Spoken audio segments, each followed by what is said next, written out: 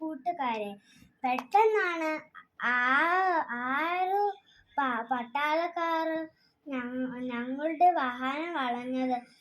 ഒളിവിൻ green കളർന്ന് ഇരുണ്ട നിറത്തിലുള്ള യൂണിഫോമിൽ കൈകളിൽ AK-203 റൈഫിലും ദ്രങ്കായുള്ള നോട്ടുമായി അവർ ഞങ്ങളുടെ അടുത്തെത്തി. അല്പം അകലെ നിന്ന് ഒരു വലിയ ട്രക്ക് നിറയെ പട്ടാളക്കാർ, നാലു വശത്തേക്ക് തോക്ക് ചൂണ്ടി നിൽക്കുന്ന ഞങ്ങൾ. എതിനു പോകുന്ന വാഹനത്തിലുള്ളവർ ആരാണ്? ആദർ കറവണ്ട് എവിടെ തുടങ്ങി വിശദമായ പരിശോധനകൾ എല്ലാം ഓക്കെ എന്ന് കണ്ടപ്പോൾ മുന്നോട്ട് പോകാൻ അനുമതി കിട്ടി. CMI സഭയുടെ ജമ്മു കാശ്മീരിലെ മിസ നിറവേകിയെ സന്ദർശിക്കാനെത്തിയ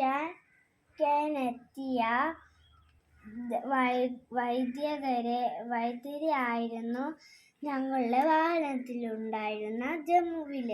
ജമ്മുവിലെ ലംബേരി ക്രൈസ്റ്റ് സ്കൂൾ കേന്ദ്രീകരിച്ച ശേഷം നൗഷരയിലും രാജരിയിലും പുഞ്ചിലും ദെഹ്റിയിലുമുള്ള വൈദ്യങ്ങളും മിഷൻ പ്രവർത്തന മേഖലകളുള്ള ലവ്യവാണ് ഞങ്ങൾ യാത്ര ചെയ്ത് നമ്മുടെ മർത്യ രാജ്യത്തിന്റെ നേറുകയുടെ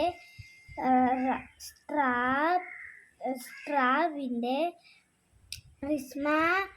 വിസ്മയ നിർമ്മിതികൾ പോലെ ഉയർന്നു നിൽക്കുന്ന മഹോപരികൾക്കു ചുവട്ടിലൂടെ അഗാധമായ ഗർത്തങ്ങൾക്കു മുകളിലൂടെ വേഴക്കമ്പളി പുതച്ച് കിടക്കുന്ന ഹിമാലയക്കണ്ട് അതിശക്ത കാറ്റിന്റെ താളയോലേറ്റ്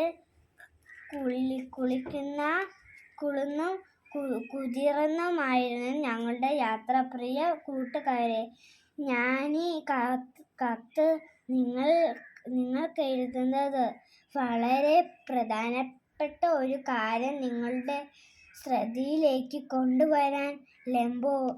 ലംബോരി മുതൽ ശ്രീനഗർ കുറെയെങ്കിലും വേണം.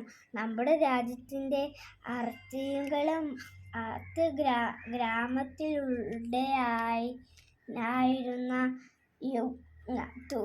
ഈ യാത്ര അങ്ങറും ചുരന്തമാറിനും